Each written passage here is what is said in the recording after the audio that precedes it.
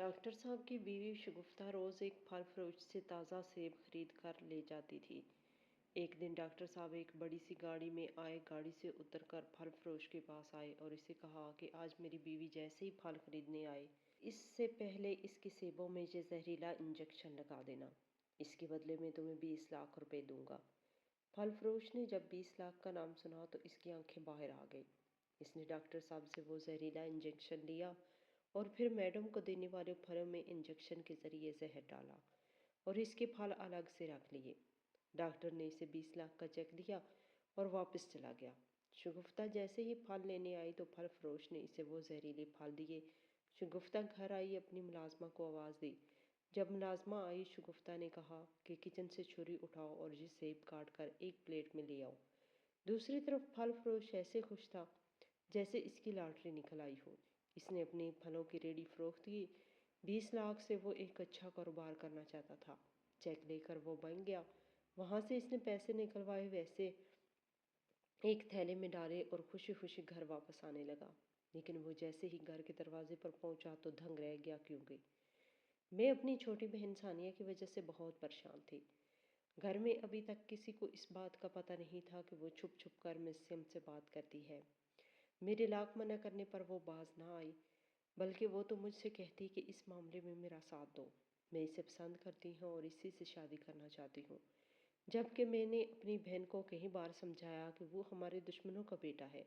ये 50 साल पुरानी दुश्मनी थी, क्योंकि हमारे वालिद साहब मैसम की खाला को भगा कर ले आए थे और इस दिन से ख़ानदानी दुश्मनी की बुनियाद रख दी गई। हालांकि हमारी माँ बहुत अच्छी है, हमारा बहुत ख्याल रखती है, मगर माँ से भी यही गलती हुई थी। अपने वालिदैन की मर्ज़ी के ख़िलाफ़ वो अब्बा के साथ भाग कर आई थी। लेकिन जब माँ से इस बारे में बात की जाए तो वो यही कहती हैं कि हमारा मज़हब इस बात की इजाज़त देता है कि औरत से इसकी मर्ज़ी पूछी जाए। मेरी शादी एक ऐसे शख्स के साथ कराई जा रही थी जो कि ज़हनी माजूर था। फटे पुराने कपड़े पहनकर वो गलियों में घूमता था। इसके साथ शादी करने से पहले मैंने कई बार मरना चाहा और इसका मंसूबा बनाया, लेकिन खुदकुशी करने की मेरी हिम्मत नहीं थी। फिर तुम्हारे वालिद ने मुझे घर से भगाया। वो तो मुझे पहले ही पसंद करते थे, इज्जत के साथ मुझे ब्याहना चाहते थे, लेकिन मेरे वालिद किसी सूरत मेरी शादी गांव से बाहर नहीं करना चाहते थे। यही वजह थी कि ज़मीन में वो मेरा हिस्सा, वो यही सोचते थे कि अगर बेटी की शादी ख़ानदान से बाहर की, तब ये ज़मीन जो बेटी के हिस्से में है ये कहीं मेरे हाथ से न चली जाए। हालांकि तुम्हारा बाप बिल्कुल भी ऐसा नहीं था, मगर इन्हें फिर भी इस बात का खदशा था और यही कहते थे कि अगर बहरोज़ ने जायदाद का मुतालबा ना किया तो इसकी औलाद अपना माँ का हक ज़रूर मांग सकती है। लिहाजा बेटी की शादी ख़ानदान से बाहर नहीं कर सकते। मेरी माँ भी अपनी जगह दुरुस्त थी, लेकिन ये माशरा घर से भागी जाने वाली औरत को हकारत की नज़र से देखता है और फिर इसकी जान का दुश्मन बन जाता है। मेरी माँ तो दुश्मनों से महफूज रही, लेकिन इस दुश्मनी में मेरे वालिद वफात पा गए। इनका कत्ल कर दिया गया और वो दिन मैं नहीं भूल सकती, क्योंकि अब्बा के खून आलूद कपड़े हर वक्त मेरी आंखों के सामने रहते हैं। अब कई साल बाद इसी ख़ानदान के लड़के ने मेरी बहन सानिया से मालूम नहीं कहाँ पर राब्ता किया।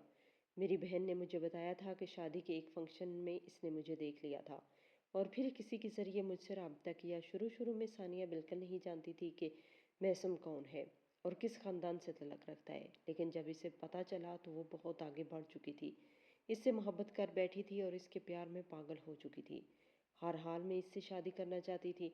फिर जब इसने मुझे बताया तो मैंने इसे मैसम के बारे में बताया कि कौन है, किस ख़ानदान से तलक रखता है और इससे मिलना ख़तरे से खाली नहीं। तुम दोनों की ज़िंदगी ख़तरे में पड़ सकती है। मगर वो मुझसे सिर्फ यही कहती कि आप ही मैं बहुत आगे बढ़ चुकी हूँ, अब इसी से शादी करूँगी। उसने भी मुझसे यही कहा है कि अगर मैं अपने वालिदैन को तुम्हारे घर भेजूँ तो तुम्हारा भाई है मेरे वालिदैन पे हमला ज़रूर करेगा, क्योंकि वो यही कहेगा कि मैंने अपने बाप का बदला लिया है। मेरा भाई शहजाद मैसम और इसके ख़ानदान से नफ़रत करता था। ये इसकी नफ़रत थी और वो इलाका ही छोड़ आया और दूसरे गांव में शिफ्ट हो गया। हालांकि हमारी ज़मीन है वहाँ पर है और हमने वो ज़मीनें ठेके पर दे दी हैं। मेरी माँ हर वक्त शहजाद से यही कहती कि बेटा मुझे तुम्हारी ज़िंदगी अजीज़ है, इस दुश्मनी में आगे ना बढ़ो। लेकिन वो यही कहता था कि माँ मैं आप अपने बाबा का खून कैसे माफ़ कर सकता हूँ इन पर। इन लोगों ने बड़ी बेदर्दी से मेरे वालिद को मारा, जबकि इस वक्त मैं बहुत छोटा और मेरे बाप ना था। इस धोखे से मारा गया और ये बात गांव का हर शख्स मुझे बता चुका है। ये सुनकर मेरी माँ परेशान हो जाती थी, इससे यही कहती कि बेटा तुम्हारे सिवा हमारा है ही कौन, तो इस खानदान का वायरस है। इस दुश्मनी में अगर तुझे क्या हो गया तो मेरा क्या बनेगा, तुम्हारी इन बहनों का क्या बनेगा। लेकिन शहजाद किसी तौर पर अपने बाप का खून बोलने वाला बिल्कुल नहीं था। एक तरफ मेरा भाई इनका जानी दुश्मन बना था, दूसरी तरफ मेरी बहन इसी खानदान के एक लड़के से मोहब्बत करती थी और मैं बीच में परेशान थी। मुझे कुछ समझ नहीं आ रही थी कि मैं क्या करूं। मैं अपनी बहन सानिया को समझा सकती थी क्योंकि वो घर में सबसे छोटी थी, सबकी लाडली थी, और इसे लाड प्यार ने इसे बिगाड़ दिया कि वो अपनी मर्जी करने लगी और किसी की बात सुनने को बिल्कुल तैयार नहीं। वो रात मुझे कभी नहीं भूलेगी जब मेरी ज़िंदगी की तारीख तरीन रातों में से वो एक रात थी जब सानिया ने घर से भागने का मंसूबा बनाया था। हालांकि मैं इसकी बहन थी लेकिन इसके इरादे का मुझे भी इल्म नहीं था। इसने घर के किसी फर्द को इत्मीनान में ना लिया, खासकर अपनी बहन को भी कुछ न बताया। हालांकि इस रात इसके चेहरे की कैफियत अजीब सी थी। मैं इसे देखकर अंदाज़ा लगा रही थी कि आज सानिया के तेवर कुछ और ही है और वो कुछ करना चाहती है।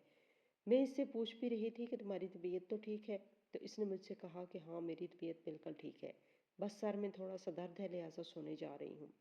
वो जल्दी सो गई क्योंकि आधी रात के वक्त इसने उठना था। ये रात के तकरीबन 2:30 बजे का वक्त था जब घर में किसी चीज़ के गिरने की आवाज़ आई। सबसे पहले शहजाद की आंख खुली। वो नींद से बेदार हुआ और सहन में इधर उधर देखने लगा। जल्दी से इस बात का पता चला कि दीवार फैलांग कर कोई जा रहा है। इसने पिस्टल निकाला और गली में फायरिंग शुरू की। फायरिंग की आवाज़ सुनकर माँ और मैं भी नींद से बेदार हुए। हमारा दिल बेचैन था और कई खदशात दिल में थे। सानिया भी अपने बिस्तर पर मौजूद नहीं थी और चीज़ ने हमें खौफ में मुब्तला कर दिया था। शहजाद इन पर मुसलसल फायर कर रहा था और बदकिस्मती से दोनों को फायर लगे वही हुआ जिसका खदशा था, जो कभी नहीं होना चाहिए थे। महसम को सर पर फायर लगा था जबकि मेरी बहन सानिया को पीठ पीछे एक फायर लगा था जो दिल के पार हो गया। दोनों की लाशें गले में पड़ी थी। शहजाद के माथे पे पसीना था, वो घबरा रहा था। वो सोच भी नहीं सकता था कि वो अपनी बहन को मारेगा, एक ऐसी बहन जो इसकी लाडली थी, जिससे शहजाद बहुत मोहब्बत करता था, इसकी हर ख्वाहिश पूरी की। लेकिन वो बदकिस्मत बहन एक ऐसे इरादे से घर से भागी थी जिसकी वजह से इसके भाई की इज्जत खाक में मिल चुकी थी और अपने ही हाथों से वो अपने भाई का शिकार बन गई। मैं और माँ जल्दी से गली में आए। माँ ने जब सानिया को इस हाल में देखा तो गश खाकर नीचे गिर पड़ी। मैंने माँ को सहारा दिया। हमारे अलावा सिर्फ इमाम मस्जिद ही थे जिनको इस बात का पता चल सका। वो तहज्जुद की नमाज अदा कर रहे थे और फायरिंग की आवाज़ सुनकर मस्जिद से बाहर आए। मस्जिद इमाम बहुत अच्छे और नेक थे। इसने शहजाद से यही कहा कि बेटा तुझसे बहुत गलती हुई है, मगर अब तू यहाँ से भाग जा क्योंकि पुलिस किसी भी वक्त तुझे पकड़ लेगी। वो कहीं नहीं जा रहा था, बेखौफ गली में खड़ा था। तब माँ को जब होश आया तो इसने हाथ जोड़कर कहा कि बेटा यहाँ से चला जा, मैं तुझे खोना नहीं चाहती। अगर पकड़े गए तो फांसी हो जाएगी। मैं अपनी बेटी का खून तुझे माफ़ करती हूँ, लेकिन खुदारा यहाँ से चला जा। माँ की जिद पर वो वहाँ से चला गया। सानिया और मैसम की लाश को अस्पताल पोस्टमार्टम के लिए मुंतकिल किया गया। पूरे गांव में कहराम मच चुका था। सुबह हुई तो सब लोग शशतर थे क्योंकि इस गांव में ये पहला कत्ल था। पुलिस हमारे घर में छापा मारने लगी। वो हमें बार बार तंग कर रहे थे, बार बार यही कह रहे थे कि शहजाद कहाँ है। लेकिन माँ ने और मैंने यही कहा कि हम कुछ नहीं जानते, वो रात को ही जहाँ से गायब हो चुका है और हम इसके ठिकाने का भी कोई पता नहीं। तीसरी बार जब हमारे घर छापा मारने आए तो इनके साथ लेडीज़ पुलिस भी थी। वो माँ और मुझे गिरफ्तार कर रहे थे, लेकिन गांव वालों को जब इस बात का इल्म हुआ तो उन्होंने हमारा साथ दिया। गांव का वडेरा भी आगे आ गया। पुलिस वालों से यही कहा कि आप ऐसा नहीं कर सकते और हम आपको ये करने भी नहीं देंगे। पुलिस वालों और गांव वालों में झड़पें हुई और आपस में ही झगड़ने लगे। पुलिस वाले हमें साथ ले जाना चाहते थे जबकि गांव वाले यही कह रहे थे कि इनकी बेटी भी मरी है और एक औरत जो अपनी बेटी के लिए इतनी परेशान है, आप इसे पकड़कर जेल में डालेंगे, ऐसा तो हम होने नहीं देंगे। इस बार तो उन्होंने हमें गिरफ्तार ना किया, लेकिन इनका इरादा यही था कि हमें गिरफ्तार कर ले और हम पर दबाव डाले, शहजाद के बारे में हमसे पूछे कि शहजाद कहाँ भाग गया। सानिया की मौत ने माँ को बहुत परेशान किया। माँ सोच भी नहीं सकती थी कि सानिया ऐसा करेगी, घर से भाग जाएगी और अपने भाई को ऐसा करने पर मजबूर कर देगी।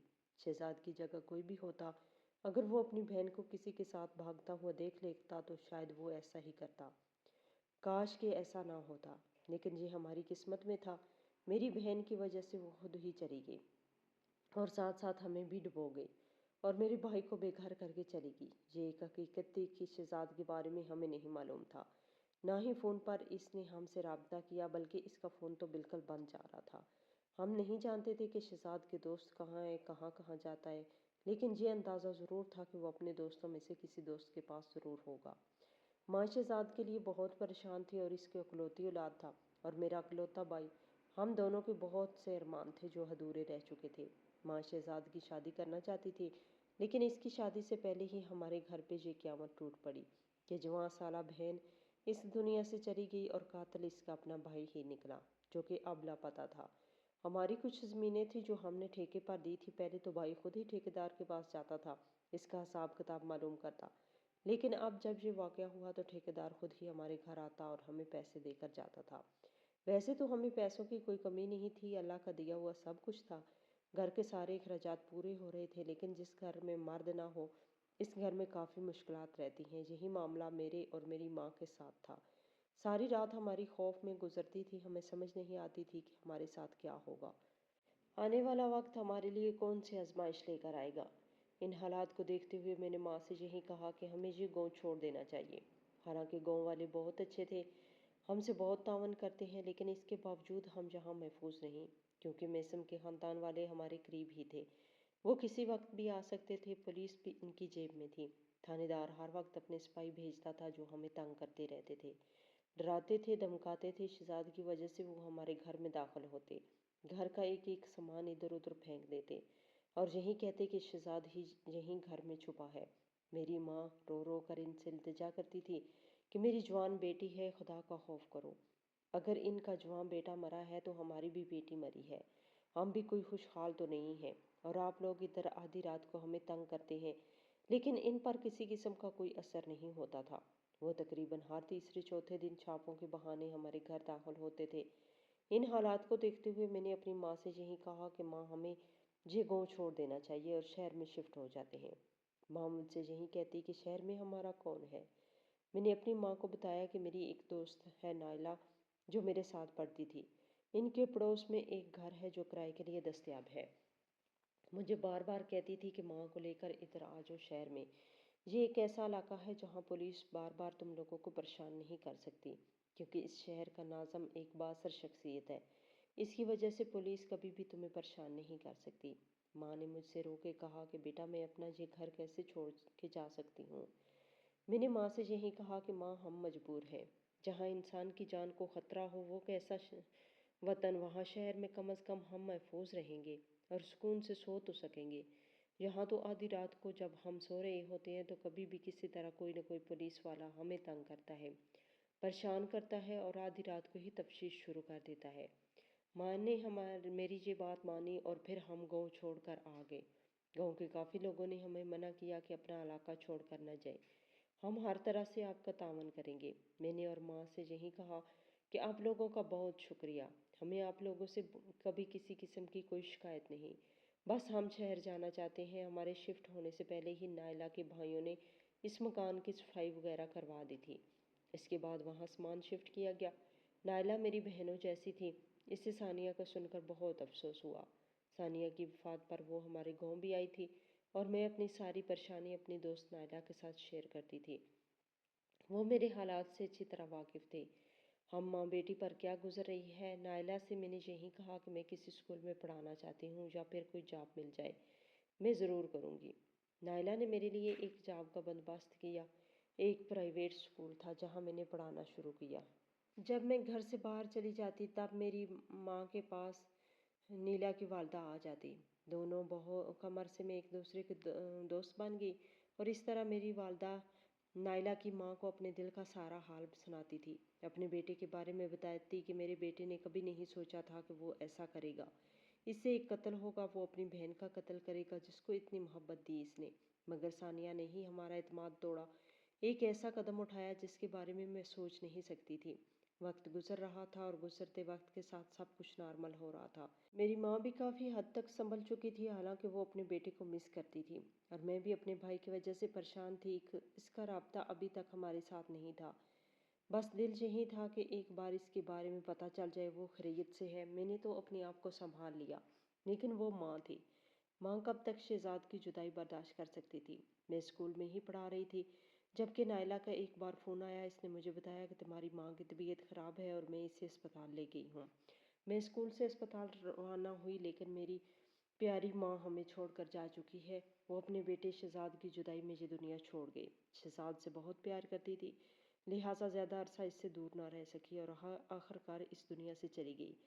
میں اس گھر میں اکیلی تھی۔ نائلہ نے مجھ سے یہی کہا کہ آپ ہمارے ساتھ ادھر ہی رہیں۔ ماں کی وفات کے بعد نائلہ مجھ سے بار بار یہی کہتی کہ اتنے بڑے گھر میں تم اکیلی کیسے رہو گی؟ ایک عورت کا اکیلے گھر میں رہنا اچھا نہیں، اور تم جوان ہو، خوبصورت ہو، میں تمہارے لیے اچھا سا رشتہ بھی تلاش کروں گی۔ لیکن میں نائلہ سے یہی کہتی تھی کہ میں کسی سے شادی نہیں کرنا چاہتی۔ نائلہ مجھ سے یہی کہتی کہ تم بھی عجیب باتیں کرتی ہو، یہ معاشرہ عجیب ہے، ایک اکیلی عورت کا یہاں رہنا اتنا آسان معاملہ نہیں ہے۔ خدا را اس بات کو سمجھو، اور تم خوبصورت ہو اور تعلیم یافتہ لڑکی ہو، تمہارے لیے کئی اچھے رشتے آئیں گے۔ اس بات کی مجھے امید ہے۔ ماں کی وفات کے بعد میں ان کے ساتھ انہی کے گھر میں رہنے لگی۔ نائلہ کی والدہ بہت اچھی تھی، وہ مجھے بہت پیار کرتی، بار بار مجھ سے یہی کہتی کہ بیٹی اگر میرا کوئی بیٹا ہوتا تو میں تمہیں اپنی بہو بنا کر اس گھر میں لے آتی، تم لاکھوں میں ایک ہو۔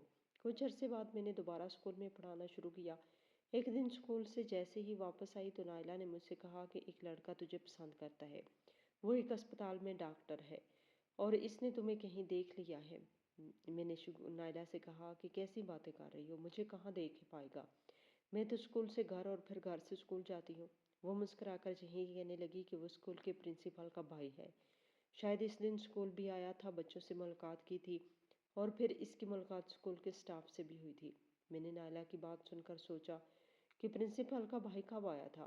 پھر مجھے یاد آیا کہ ایک دن وہ آیا تھا، اس کا نام انور تھا، دکھنے میں بہت خوبصورت تھا، اس کی میرے ساتھ ملاقات بھی ہوئی تھی، اس نے مجھ سے بات بھی کی تھی اور اس کی گفتگو کا انداز بھی بہت پسند تھا۔ نائلہ مجھ سے یہی کہنے لگی کہ اگر تمہیں یاد آ گیا تو انور کے بارے میں تمہارا کیا خیال ہے؟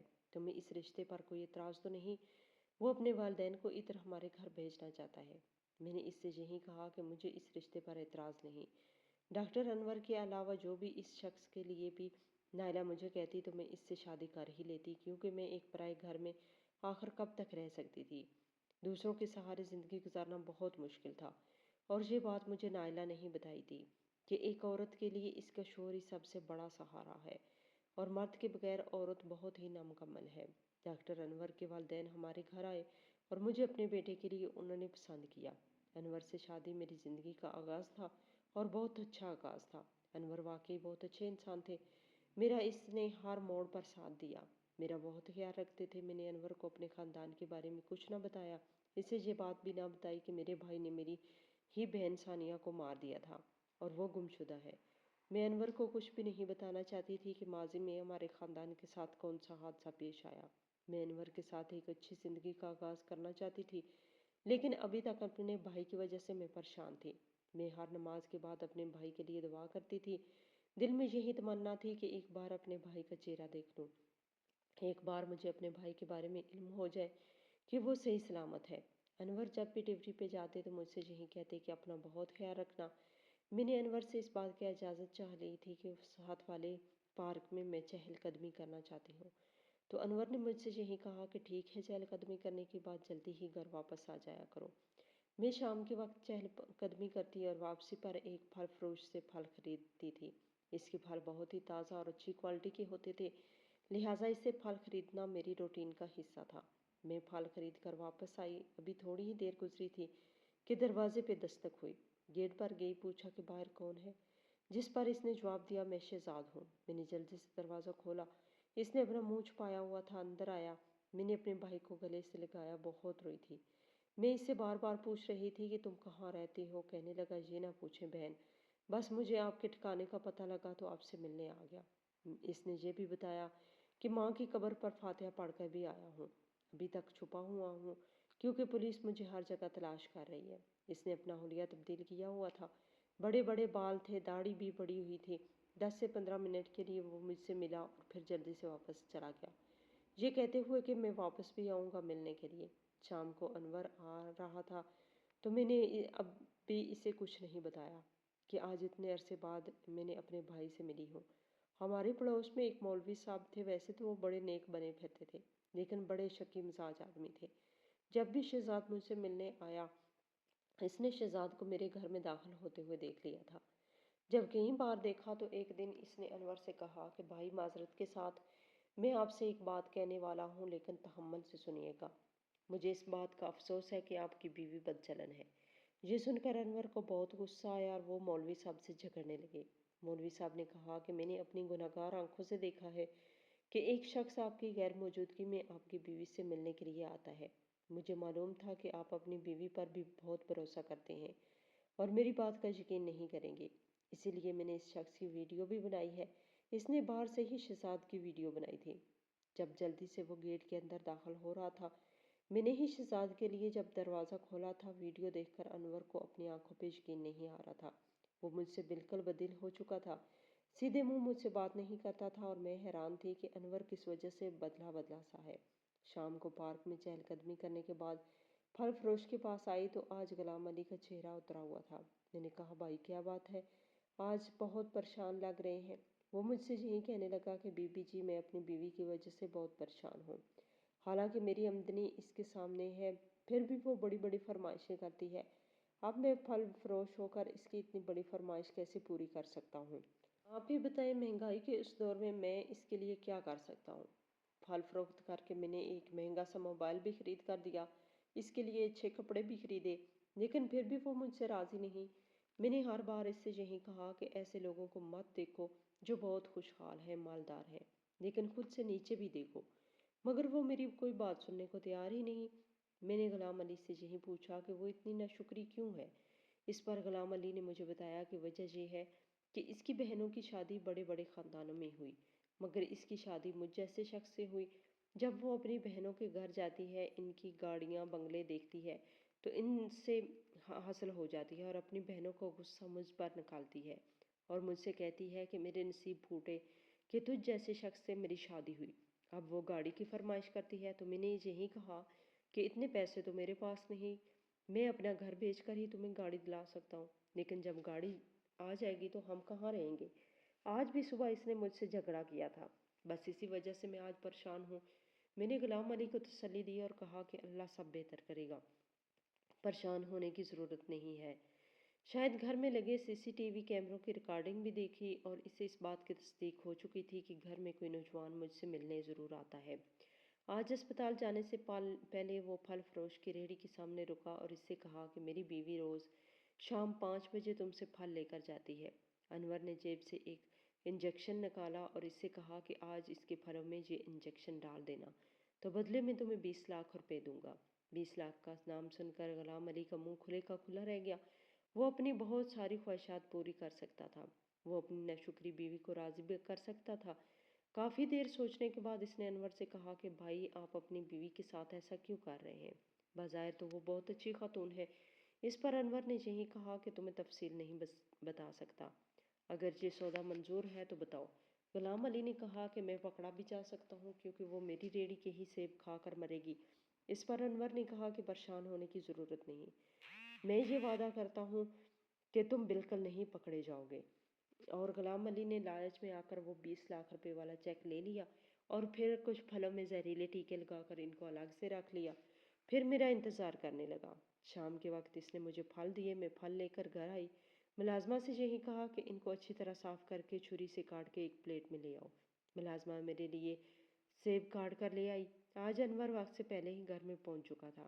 میں نے اس سے پوچھا تو اس نے بھی مجھے بتانا مناسب نہ سمجھا۔ تھوڑی دیر بعد اچانک دروازے پہ دستک ہوئی، ملازمہ دروازے پہ جانے لگی تو میں نے اسے منع کیا۔ میرے دل میں شک تھا کہ شاید میرا بھائی ہو۔ میں خود دروازے پر گئی تو بھائی اپنا چہرہ ڈھانپ کر دروازے پہ کھڑے تھے۔ میں اسے واپس بھیجنے والی تھی کہ اچانک انور بھی میرے پیچھے آیا اور جلدی سے شہزاد کو پکڑ لیا۔ شہزاد بھاگنے کی کوشش کر رہا تھا تو میں نے ہی منع کیا کہ بھاگنے کی ضرورت نہیں۔ انور مجھ سے کہنے لگا کہ آج تمہاری چوری پکڑی گئی، مولوی صاحب ٹھیک کہہ رہے تھے کہ تمہارا اس کے ساتھ کوئی چکر چل رہا ہے جو تم سے چوری چھپے ملنے آتا ہے۔ میں نے انور کے منہ پر ایک تھپڑ مارا اور کہا کہ یہ میرا بھائی ہے۔ اس کے بعد میں رونے لگی۔ انور کو ساری کہانی سنائی۔ وہ مجھ سے بار بار یہی کہہ رہا تھا کہ مجھے پہلے کیوں نہیں بتایا۔ تو میں نے انور سے یہی کہا کہ میرا بھائی 2 قتل کر چکا ہے، سب سے چھپ کر مجھ سے ملنے آتا ہے، میں آپ کو کیسے بتاتی۔ انور بہت شرمندہ ہوا، مجھ سے معذرت کی۔ میں نے اپنے بھائی کے سامنے کٹے ہوئے سیب پیش کیے تو انور نے وہ سیب بھائی کے سامنے سے اٹھا لیے اور کہا کہ میں نئے سیب لے کر آتا ہوں۔ میں انور کے اس رویے پر حیران ہوئی، پھر جلدی سے اس نے سارے سیب ضائع کر دیے۔ انور کے کہنے پر ہی شہزاد نے اپنے آپ کو پولیس کے حوالے کر دیا۔ انور نے میرے بھائی کے لیے ایک اچھا وکیل تلاش کیا اور وہ قانونی طور پر میرے بھائی کو رہائی دلوانا چاہتے تھے۔ میں تو ان زہریلے سیبوں سے محفوظ رہی، لیکن غلام علی نے میرے ساتھ ٹھیک نہ کیا۔ وہ خوشی خوشی پیسے لے کر گھر کی طرف روانہ ہوا۔ اس کا ارادہ تھا کہ وہ ایک چھوٹی سی گاڑی لے گا اور باقی پیسوں سے وہ کوئی اچھی سی دکان بھی بنا لے گا۔ مگر وہ جیسے ہی گھر میں داخل ہوا تو اس کی بیوی نے اپنے آپ کو پنکھے کے ساتھ لٹکا لیا تھا۔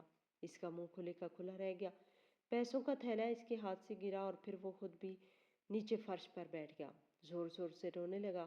اس کی آواز سن کر محلے کے لوگ اکٹھے ہوئے، دیکھا تو غلام علی کے سامنے پیسے پڑے تھے اور اس کی بیوی پنکھے کے ساتھ لٹکی ہوئی تھی۔ کبھی کبھی انسان خود غرضی اور لالچ میں آ کر اندھا ہو جاتا ہے اور ایسا اقدام اٹھا لیتا ہے جس کا انجام بہت ہی بھیانک ہوتا ہے۔